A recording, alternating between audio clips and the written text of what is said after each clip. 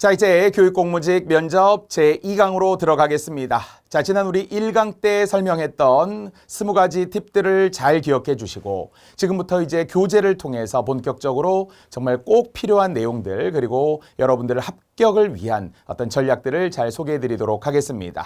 자, 우선은 콘텐츠, 즉 목차를 통해서 앞으로의 방향들 그리고 이 순서대로 대체로 수업을 진행을 할 것이고요.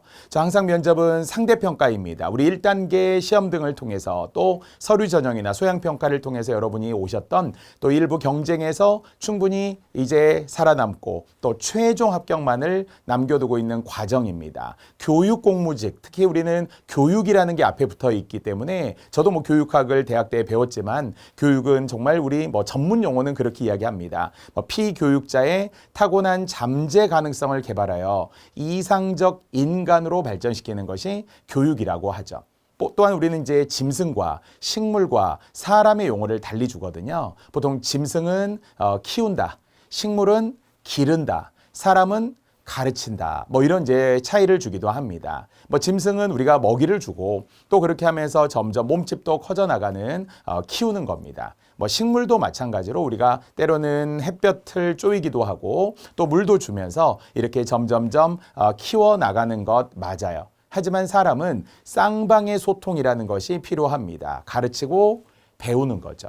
그래서 결국은 우리가 교육이라고 하는 것은 어떤 나만의 일방적인 어떤 행동을 통해서 강요를 통해서 이루어지는 것은 아니고요. 피교육자, 그 피교육자가 집에서는 자녀일 수 있고요. 또 학교에서는 학생일 수도 있습니다. 또는 아니면 사회에서도 우리가 많은 분들과 또 커뮤니케이션, 소통하고 교육한다. 에듀케이션이라고 우리가 이야기하는 그 교육이라고 하는 게 또 사람만이 할 수 있는 어떤 따뜻한 정도 있고요. 마음을, 교감을 통해서 주고받는 게 있습니다. 우리 교육공무직 준비하시는 분들 또한 교육자로서 선생님으로서 충분히 인격적인 소양과 그리고 경험과 능력과 인성을 갖추신 분들이라고 항상 믿고 있기 때문에 앞으로 우리가 이 면접을 통해서 여러분이 거듭나고 변화할 수 있는 기회가 되었으면 좋겠습니다. 자, 어쨌든 우리의 전체 내용의 모집 요강은 특히 직렬마다 일부 다를 수도 있고 지역마다 다를 수 있으니까 전체적으로 한번 확인해 주시고요. 자, 우리는 이제 합격을 부르는 면접 외적 가이드 이야기했던 것처럼 항상 언어의 외적인 요소들과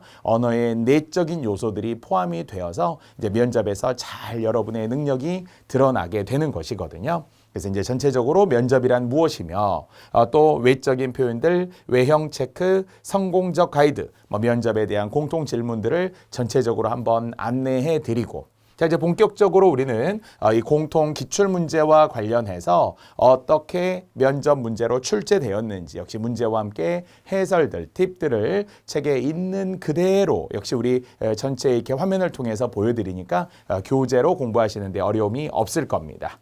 자, 역시 교육 공무직 시험이라고 하는 것은 여러분이 교육과 관련된 행정 업무를 담당하시는 분들이라서 공문서 관리 또 민원응 대 굉장히 중요하고요. 면접 질문에 정말 단골 사례로 보입니다. 또 갈등 상황을 어떻게 해결할 것인가. 그러니까 이제 면접형 문제라는 게 이제 두 가지 형태를 많이 묻거든요. 하나는 경험형이다. 두 번째는 상황형이다라고 하는데요. 여러분들의 어떤 연륜과 경험을 통해서 충분히 그 경험했던 것을 정확하게 알려주는 것 매우 중요하고요. 그다음에 이제 상황 제시가 있죠. 그 상황들이 대부분 약간 문제적 상황들을 줄 수 있죠. 어떤 교직원과 갈등의 상황에 봉착했을 때 어떻게 해결해 나갈 것인가라고 하는 것 아니면 정말 어떠한 민원이 있는데 악성 민원과 관련해서 어떻게 이 컴플레인 부분들을 해결해 나갈 것인가라는 상황을 제시하기도 하니까요. 항상 정답은 정해져 있는 거라고 했어요. 교육 공무직에 적합한 정답 또는 면접관이 원하는 안정적이고 보수적인 답변을 하셔야 된다라고 했으니까요. 해결이라고 하는 궁극의 결과는 달라지지 않습니다. 해결해야 되는 거잖아요. 그렇다고 내가 박차고 나올 수도 없습니다. 돈키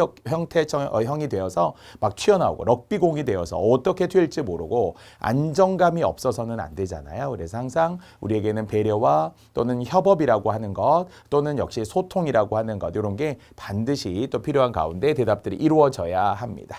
또 여러 가지 교육 정책들이 각 교육청마다 시도교육청마다 달라지는 교육 정책들, 교육감들에 따라서도 달라지는 교육 정책과 특히 홈페이지에서 반드시 확인해야 되는 모대의 행정 업무라든지 아니면 여러 가지 비전이라든지 슬로건이라든지 또는 인사말들이 있습니다. 이 교육감 등을 비롯하여서 역시 그 인사말 안에 전체적인 방향들이 정해져 있거든요. 그 전문 용어들을 듣고 싶어하는 용어들을 정확하게 구사해 주셔야 합니다.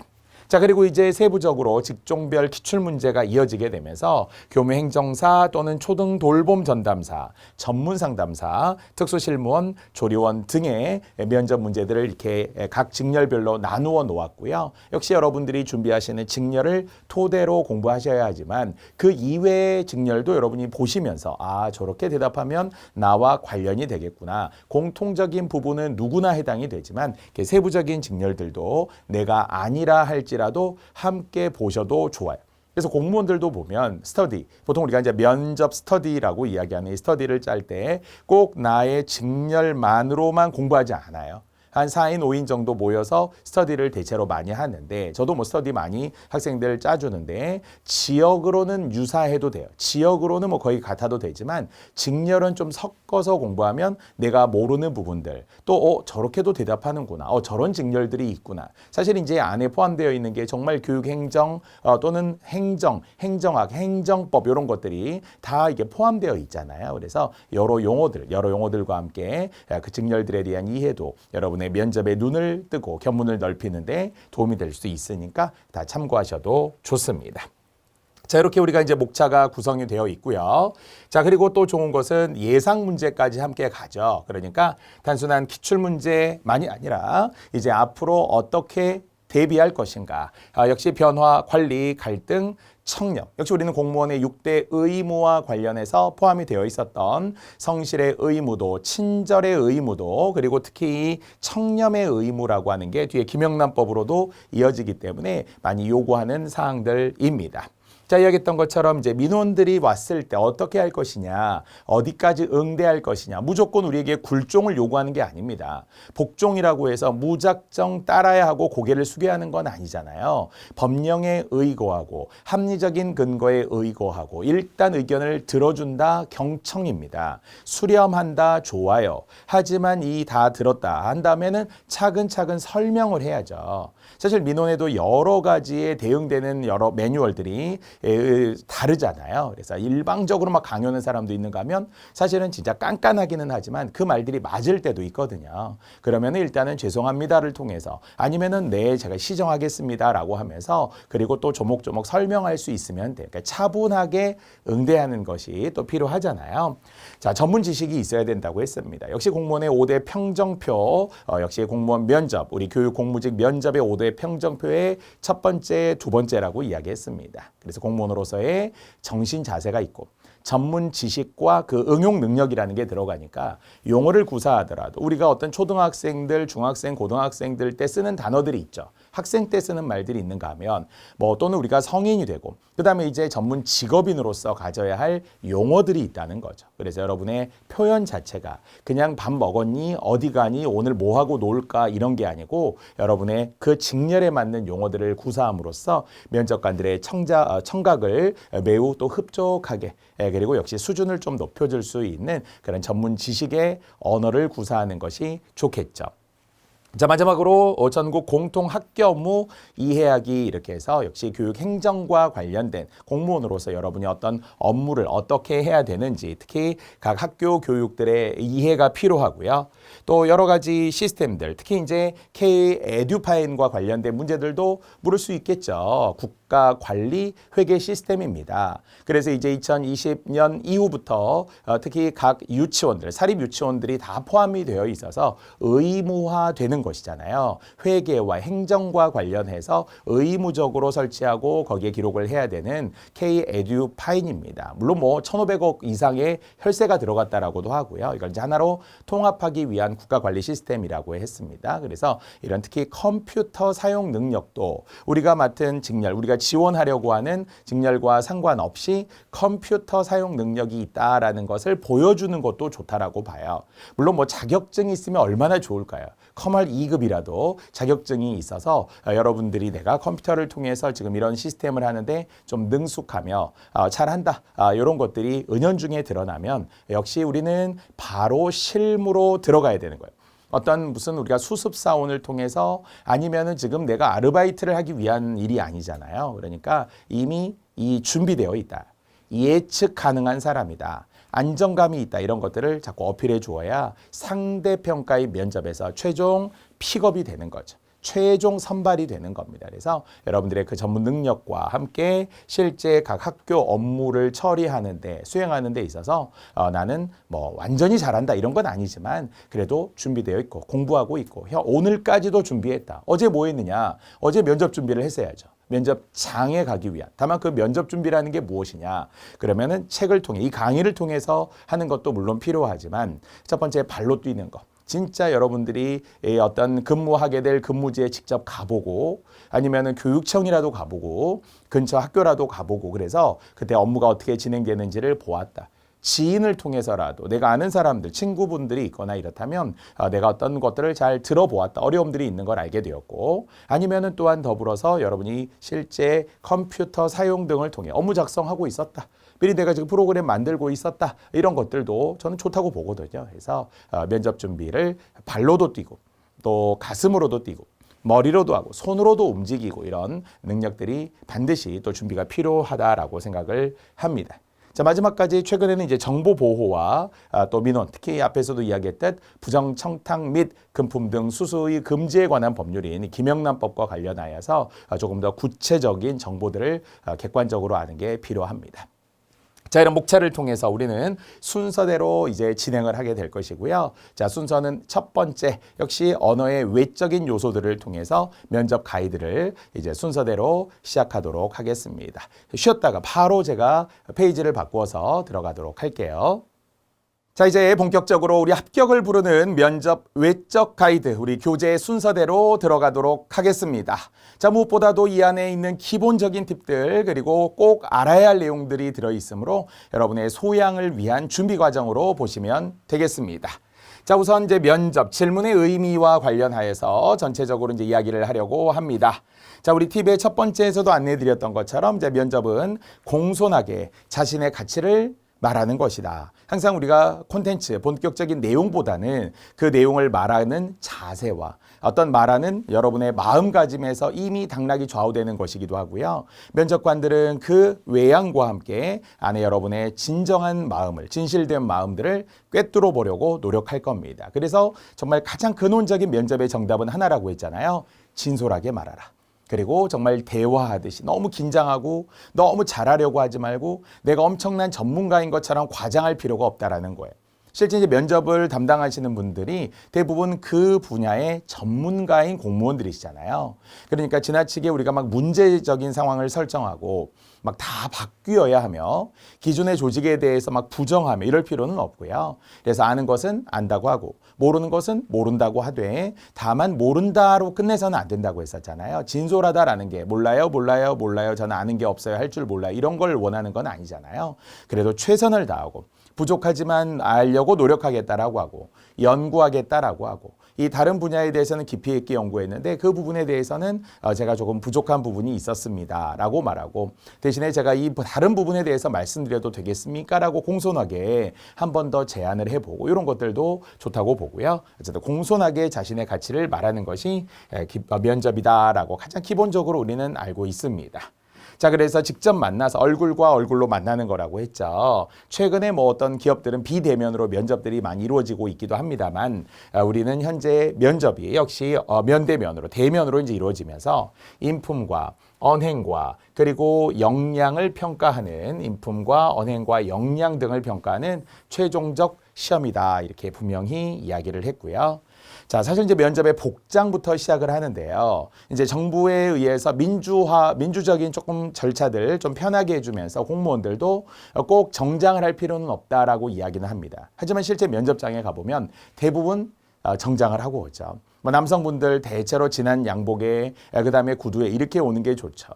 면바지에 뭐 운동화에 이렇게 온다는 건 쉬운 게 아니잖아요. 그래서 그래도 자율화가 되어 있는 측면들도 일부 있습니다만 가능하면 이제 정장으로 여성분들도 마찬가지죠. 기왕이면은 톤 역시 무톤 그러니까 톤에 대해서 막 화려한 색깔 이런 것은 막 무늬가 있고 이런 건 아닐지언정 여러분들이 가장 기본적인 정장으로서 면접에 임하시는 것이 좋겠고요.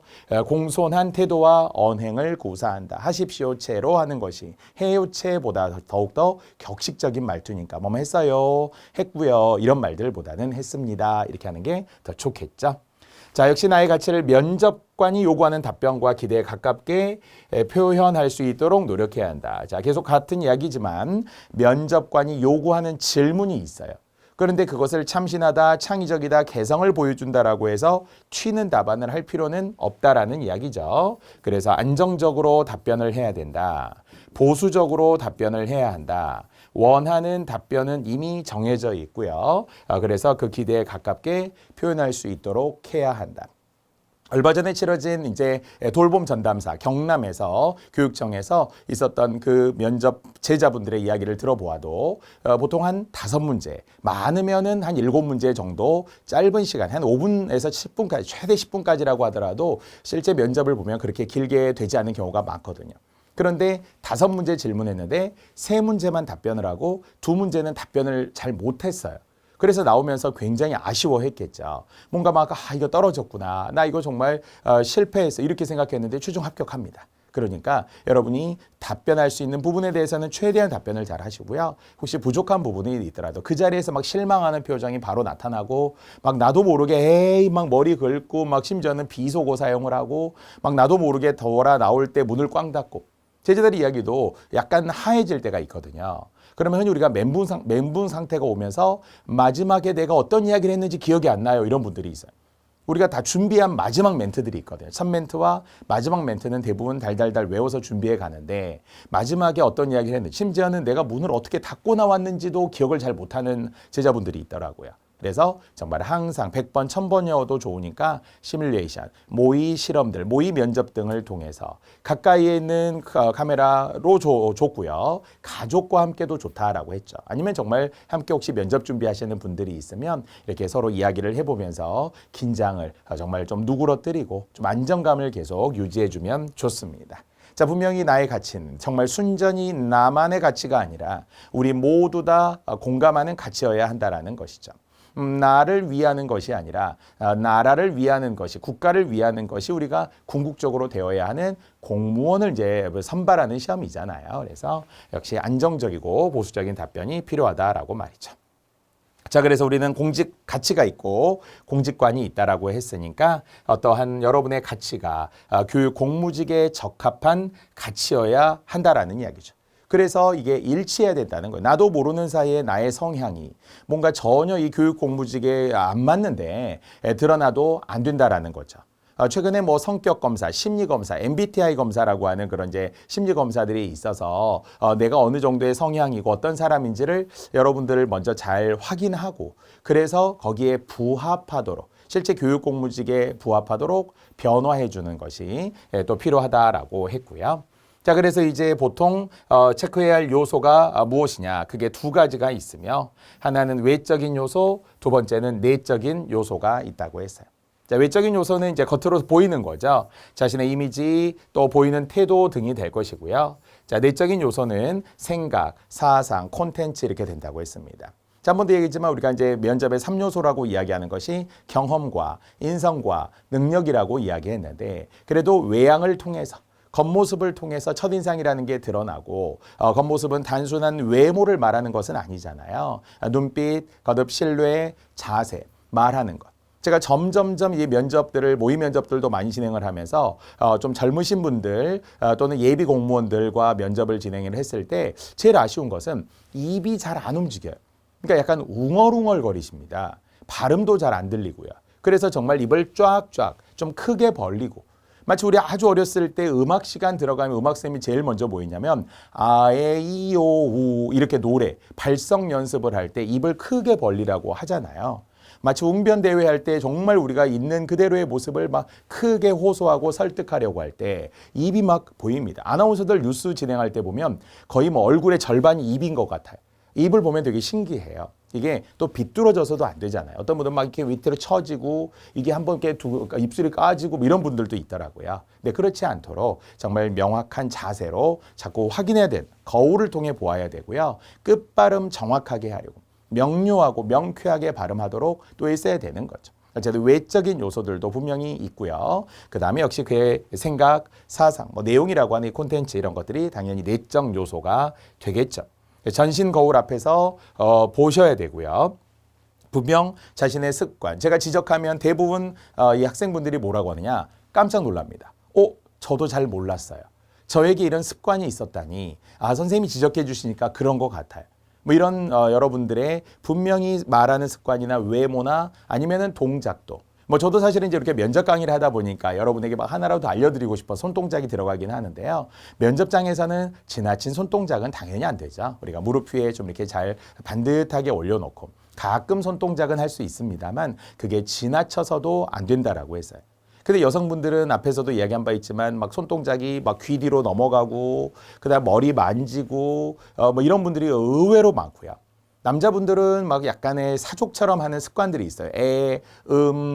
그러니까 막 이런 약간 앞에 불필요한 말들을 붙이거나 아니면 뭐뭐 하는 것 같습니다, 같습니다, 같습니다. 이런 추측형 표현들을 자신의 느낌에 또 과도하게 쓰는 분들도 많아요.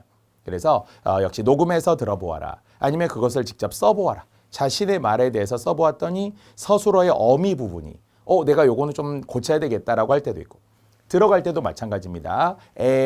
이렇게 시작하는 분들이 있어요. 이것도 당연히 안 좋다는 거죠. 평소에 말을 많이 해보지 않다가 면접 준비하다 보니 나만의 그 틀 안에 가두어 둘 때가 있어요. 딱 갇혀 있을 때가 있거든요. 그래서 꼭 비교해 보셔야 돼요. 상대적으로 객관화해 보시고요.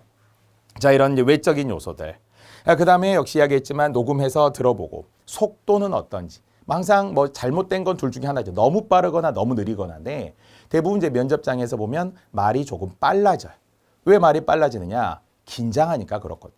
긴장하다 보면 막 다다다다 하고 아버버버 하고 이렇게 되니까 보통 이제 아나운서들 연습할 때 제일 먼저 아침에 일어나서 우리가 샤워할 때도 그렇습니다, 여러분. 아침에 일어나서 샤워도 하고 목욕도 하고 머리도 감고 이런 거 할 때 저도 그렇습니다만 약간 목을 풀어야 된다고 하잖아요. 목을 푸는 것 중에 하나가 아레레레레레레 아니면 에레레레레레 이렇게 하면서 저도 혀를 이렇게 좀 풀거든요.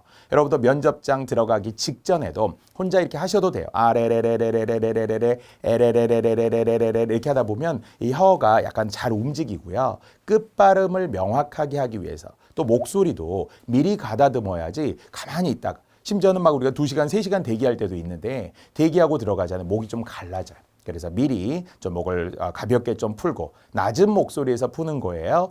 막 크게 목소리에서 푸는 게 아니라 이렇게 낮은 목소리로 풀면서 자신에 대한 신뢰와 믿음을 갖고 너무 정말 긴장하지 않도록 하시면 되겠습니다. 자, 이렇듯이 내가 몰랐던 어떤 습관들, 언어 사용들, 답변의 방향들, 흐름들 이런 정도가 약간 좋은지 안 좋은지를 판단해야 된다라는 거죠.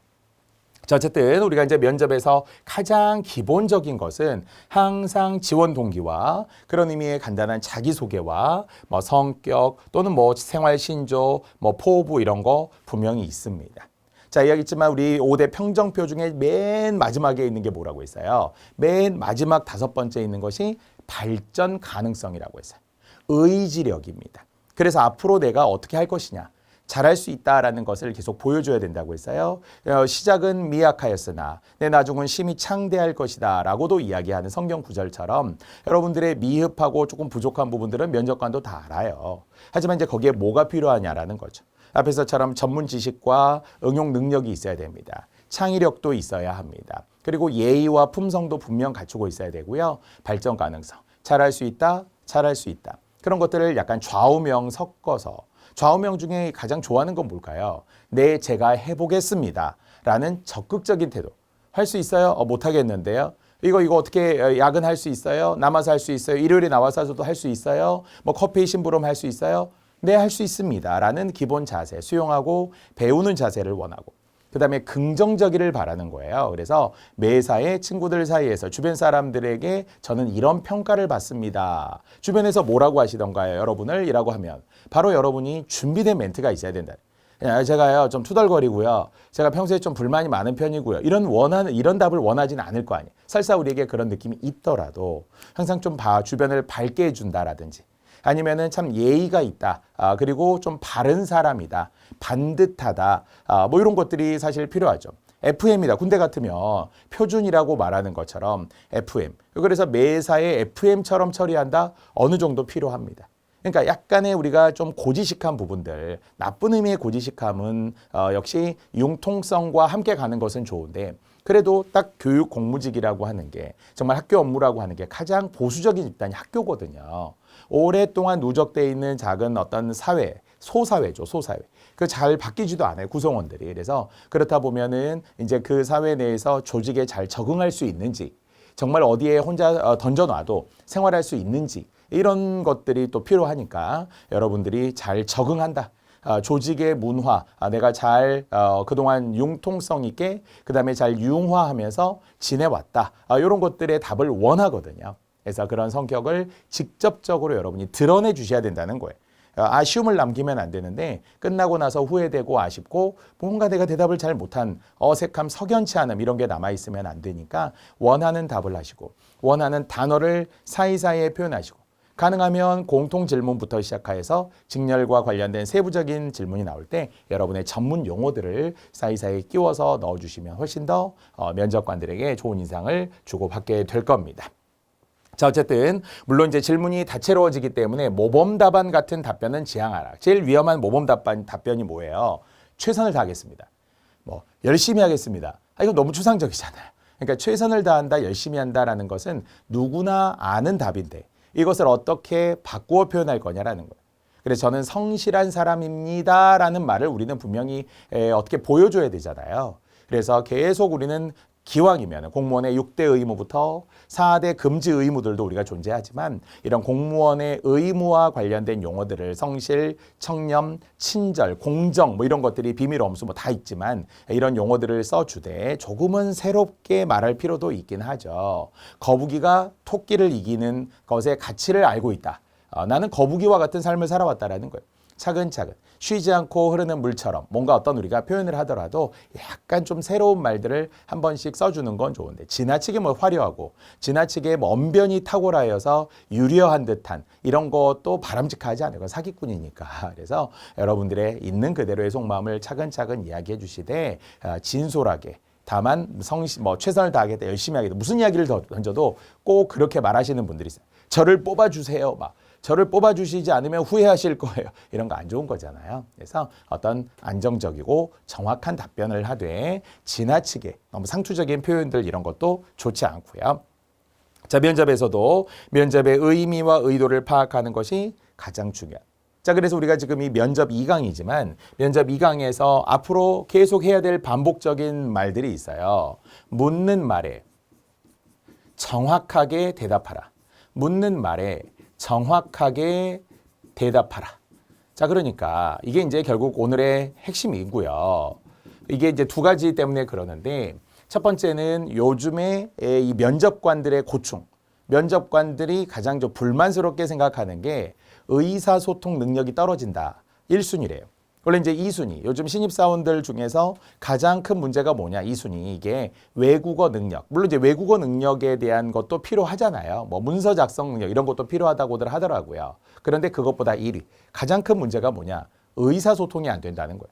아니, 지금 내가 뭘 시켰는데 엉뚱한 걸 하고 있다는 거예요. 그래서 왜 이상한 걸 하고 있느냐 그랬더니 아까 그렇게 말씀하셨잖아요. 그렇게 말하지 않았다는 거예요. 상사 입장에서는. 그럼 모르면 물어봐야 되는데 또 물어보지는 않고 그다음에 그냥 자기 일만 한다는 거예요. 그러니까 이제 나중에 얘들이 뭐 흔히 말하는 신입사원인데 뭐 좋은 대학도 나오고 똑똑할 수도 있겠지만 이 요즘 세대들이 좀 이런 게 문제구나. 스마트폰을 통해서 정보만 검색하고 모르는 거 그냥 우리가 녹색창에 그냥 물어보면 지식인들이 알아서 답변해주고 마치 그게 진짜인 줄 알고 잘못된 것들도 많잖아요. 그래서 정확하게 묻고 정확하게 답하고 정확하게 행동하면 되는 건데 그게 잘 안 된다는 거예요. 자, 또한 이제 우리 면접으로 본다면 A라고 물어보면 A라고 답을 하면 되는 거예요. 진짜 어찌 보면은 Q&A의 문제이기 때문에 뭔가 똑같은 것을 물었어요. 무엇을 물었는지 그 what을 잘 찾아야 되고 그 what에 대해서 정확하게 답만 하면 되는 거잖아요. 과거에도 이야기했지만 우리가 첫 번째 가장 필요한 것이 묻는 말에 대한 대답, 어떤 취미가 무엇입니까? 그러면 이 취미가 무엇입니까만 하면 되는 거죠. 그래서 제 취미는 여행입니다. 라고 답을 하고 시작하라는 거예요. 근데 우리가 생각이 복잡하고 많고 뭔가 많은 이야기를 해야 된다라는 부담이 있다 보니까 묻는 의도와 상관없는 엉뚱한 이야기를 하는 분들이 훨씬 많아요. 첫 문장부터 엄청 길고 우리말의 특징 만연체, 장황해지고 그러다 보니까 주술불일치 하다가 보니까 최악의 이제 아까 뭐라고 물어보셨죠? 묻는 게 뭐였었죠? 라고 이제 질문을 잊어버리는 경우가 생긴다는 거죠. 그래서 제발 면접은 두 갈식으로 말하라. 묻는 말에만 대답하세요. 그리고 나서 살을 붙이면 됩니다. 이게 이제 뒤에도 언급하겠지만 고등학교 화법 교과서에 의하면 대화의 경률이라고 하는 게 있거든요. 대화의 규칙, 이 다이얼로그, 대화의 중요성. 그중에 가장 많이 언급되는 게 양의 경률, 질의 경률이라는 게 나와요. 물론 관련성의 경률 이런 것들도 나오기는 하는데 역시 첫 번째 묻는 말에 대답하라. 투머치 토커가 되지 말고 TMI가 되지 않아서 너무 장황하고 긴 이야기를 할 필요가 없다는 거예요. 관련된 이야기만 하라는 거예요. 너 키가 몇이니? 그러면 네, 제 키는 뭐 181cm입니다. 접니다. 자, 어쨌든 그러면은 키가 얼마냐라고 물으면 자기 키에 대한 답변만 하면 돼요. 그런데 몸무게가 어떻고 저는 뭐 건강한데 체지방이 누가 그런 거 물어보지 않았잖아요. 키가 얼마냐고 물어봤잖아요. 그리고 또 거기에 더하여 쓸데없는 이야기. 그런데 제 가족이 있는데 저희 형은 키가 얼마고 제 동생은 어떤데 저는 이래요. 그거 안 물어봤잖아요. 그냥 당신의 키가 얼마입니까만 물어봤다는 거예요. 그래서 다시 한번 묻는 말에만 정확하게 답변하시면 돼요. 더 살을 붙이려고 하거나 포장할 필요도 없습니다. 물론 두 갈식으로 답을 한 다음에 가만히 있으면 안 되죠. 키가 몇이야? 네, 몇입니다. 하고 그냥 끝내는 것은 아니라는 거예요. 다만 이제 묻는 의도가 무엇이냐에 따라서 진짜 키를 단순하게 물어봤다면 단순하게 대답을 하면 되지만 거기에 다른 설명을 요구할 때가 있어요. 숨어있는 의도가 있을 수 있잖아요. 그러면 한 문장으로 단답형으로 답하고 가만히 있으면 안 되죠. 그 뒤에 이어서 역시 의도에 맞게 답변에 살을 붙여주면 되겠습니다. 자, 하여튼 묻는 의도를 정확하게 파악하는 것이 중요하더라라는 이야기예요. 그렇다 보면은 이제 또 잘못 답을 하면서 당황하는, 아까처럼 백지가 된다, 머릿속에 하얘진다, 멘붕이 온다 이런 일들이 생기는데 그렇더라도 좀 덜 당황하게끔 분명히 압박 면접을 하려는 분들이 있고요. 압박 면접에 의도가 내포된 질문이 있어요. 의도적으로 그렇게 하는 거예요.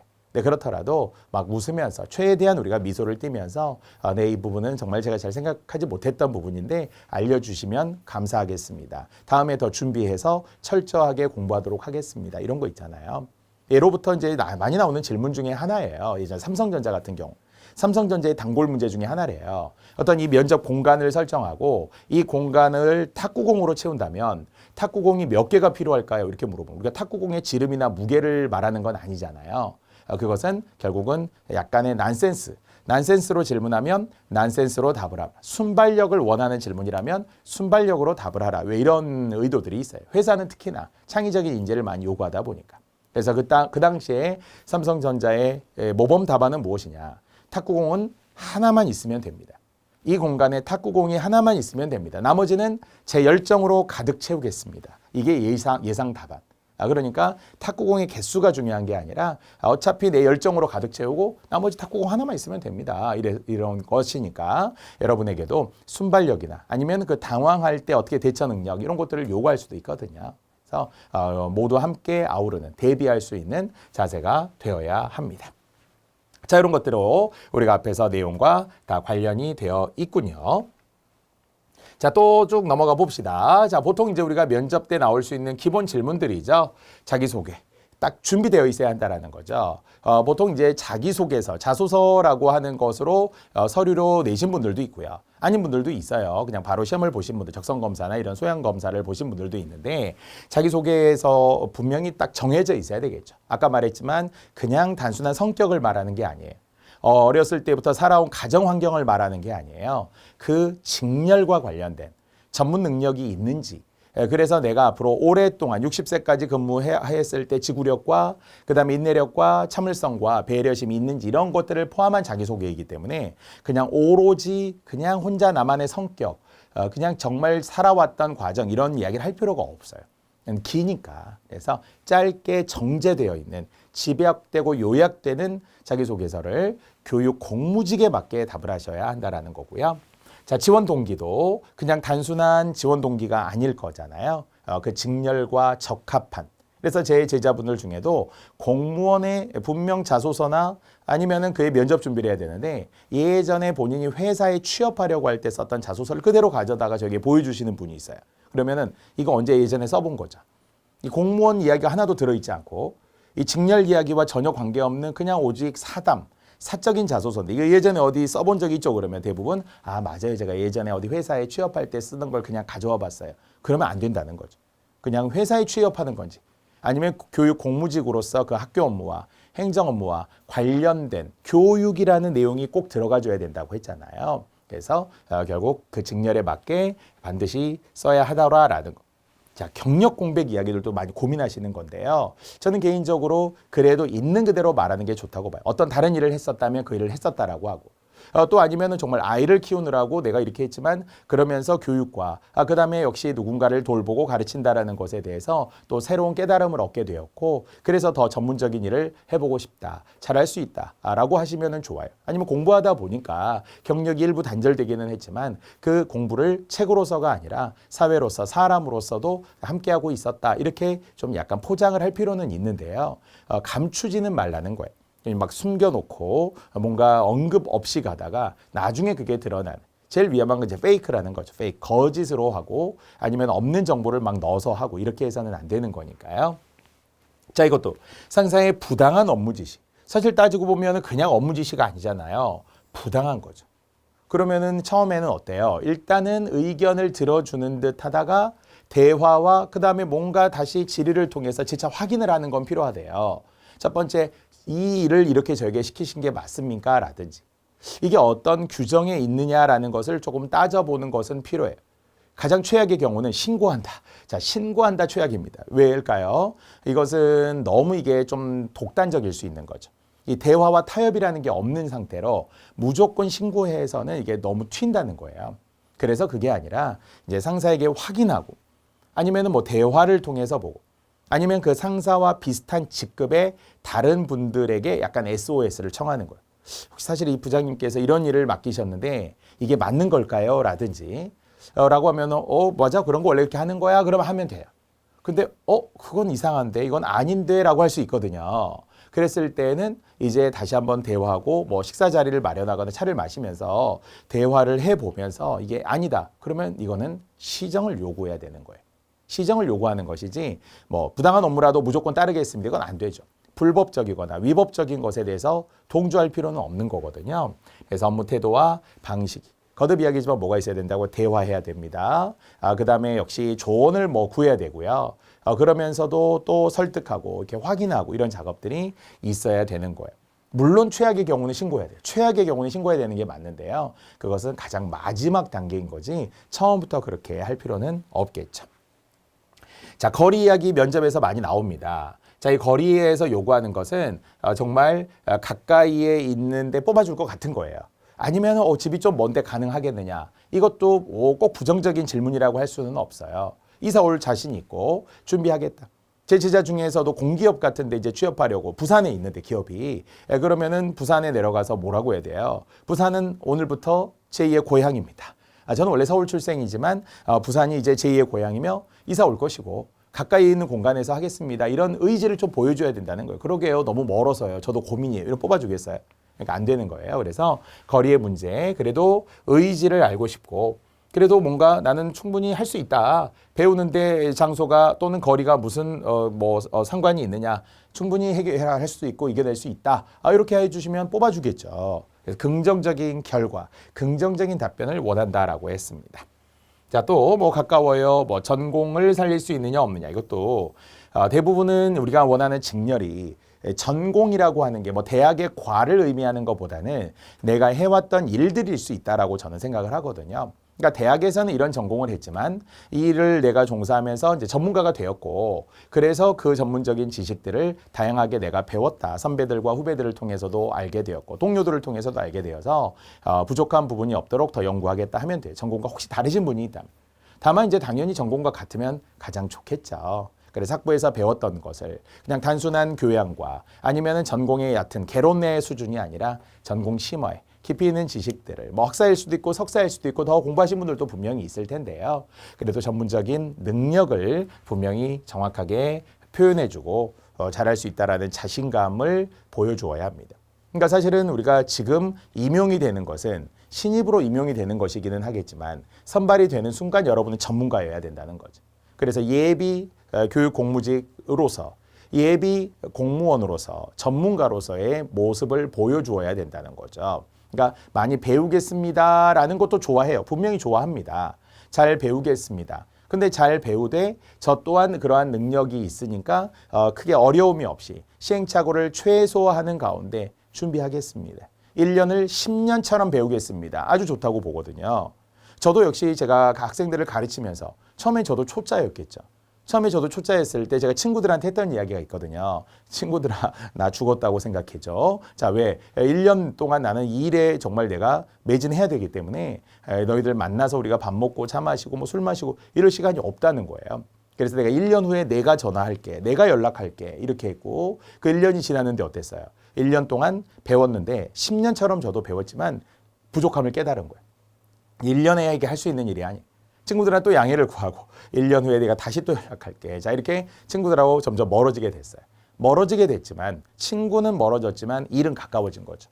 전문적인 능력은 제가 더 습득을 하게 된 거죠. 그것이 결국은 선택의 문제가 아닌가라고 생각을 해서 여러분의 첫 1년이 굉장히 중요하다는 거죠. 면접관들에게 보여줘야 된다는 거예요. 첫 1년을 10년처럼 배우겠습니다. 정말 제 평생의 일이라고 생각하고 더 열심히 배우겠습니다. 이렇게 하면 얼마나 좋아할까요? 그러니까 최선을 다하겠다, 열심히 하겠다, 노력하겠다를 구체적으로 말해주세요. 자, 하여튼 전공과 관련된 여러분의 업무 분명히 전문가가 되어야 돼요. 뭐 물어보겠다, 졸졸 따라다니면서 몰라요, 해주세요, 몰라 해주세요. 이것도 한두 번이라는 거죠. 그 다음 우리가 밤을 새워서라도 직접적으로 우리가 할 수 있는 전문 능력이 필요하겠죠. 자, 스트레스에 대해서 어떻게 생각하느냐. 뭐 저보고도 이야기하면 어떻게 스트레스를 해소하냐고 많이 묻잖아요. 그래서 저는 그렇게 이야기를 하거든요. 저는 애초에 스트레스를 갖지 않으려고 합니다. 왜? 배우는 거고 경험이고 재미잖아요. 교육학적으로 하는 표현들 중에 경험은 제2의 학교다 이런 말이 있어요. 결국 우리가 학교에서 배우는 지식만이 아니라 경험을 통해서 배우는 것 또한 진짜 학교거든요. 오늘 또 뭔가 새로운 배움을 우리가 알게 되고 얻었고 깨달았고 내일은 성장하겠죠. 일신우일신이라는 자세. 하루가 새롭고 또 하루가 새롭다라는 게 누군가에게 좌우명이기를 바라고. 그래서 일취월장하고 그래서 우리는 괄목상대할 수 있는 실력을 키워나가는 거잖아요. 내가 부족한데 현재 부족한 사람인데 누구의 남의 탓을 하고 문제를 지적을 하겠어요.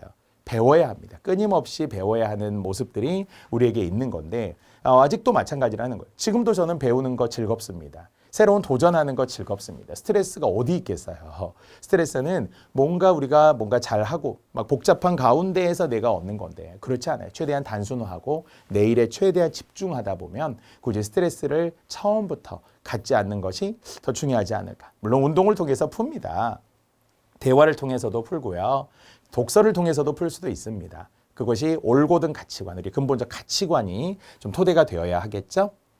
자, 업무의 지원에 역시 지원한 업무에 대해서 전문 지식을 반드시 보여줘야 됩니다. 그냥 단순히 우리는 말로써 어디 편의점에 아르바이트를 하기 위해서 가는 게 아니잖아요. 전문 지식이 반드시 있어야 되고 그걸 표현해야 된다고 끊임없이 강조합니다. 자, 봉사활동 아르바이트 경험 있었으면 좋겠습니다. 있어야 합니다. 항상 경험은 거창한 경험이 아닙니다. 작은 경험을 소중하게 여기는 게 훨씬 중요하죠. 작은 경험이라고 할지라도 내가 느꼈다. 뭐 해외 꼭 어디 유학을 갔다 오고 외국에 연수를 갔다 오고 어디 대기업에 근무해보고 이런 것만이 아니에요. 작은 경험이었지만 그 경험들에서 사람을 보고 그 가운데에서 사람과 사람 사이에 들어있는 또 분명히 어떤 배려, 가치관 또 우리가 얻을 수 있는 능력들이 있거든요. 그래서 결국 이 세상의 모든 것들이 학교다. 거듭 얻고 배우고 깨닫고 시행착오를 최소화하는 게 훨씬 중요한 거예요. 시행착오 해야 돼요. 시행착오를 해야 되는데 시행착오는 이미 여러분이 이 직업을 갖기 이전에 경험했어야 하고요. 아니면은 여러분이 이제 임용이 됐을 때 그걸 최소화하기 위한 방법들, 플래너를 잘 짠다든지. 요즘에는 역시 뭐 태블릿 등을 통해서 아니면은 뭐 여러 가지 휴대전화의 노트 기능 등을 통해서 메모하고 정리하는. 메모광이다. 이거 좋은 것 같아요. 메모광이다. 그래서 항상 매사의 스케줄을 정리하고 거듭 이야기하지만 우리는 좀 보수적인 직업이고 직장이거든요. 그렇기 때문에 실수가 없기를 바라는 거예요. 그래서 메모하는 습관이 있다. 꼼꼼하게 잘 정리를 한다. 포스트잇에 잘 정리하고 잘 붙여두은 게 예로부터 몸에 뱄다라는 거죠. 이 습관이 어느 날 갑자기 형성되지는 않지만 분명 누적된 시간 속에서 그 출발점은 누구나 있었겠죠. 근데 습관은 결국은 꽤 오랜 시간 동안 내가 해온 일이니까 좋은 습관이 무엇인지를 잘 찾으시고요. 여러분의 최고의 좋은 습관, 성실하실 거라고 생각을 합니다. 주변에 정말 빛이 나고 배려하고 그리고 분명히 여러분들이 주변에 인정받는 분들일 거라고 저는 생각을 하거든요. 그러니까 그런 모습들이 면접관들에게 잘 좀 호의적으로 보일 수 있도록 안정감을 줄 수 있도록 어필하고 또 그렇게 말해야 합니다. 자, 이러한 여러 가지 경험들까지 포함하여서 여러분들에게 이제 면접이란 무엇이며 또 어떻게 면접이 진행되는지를 또 보여드리려고 합니다.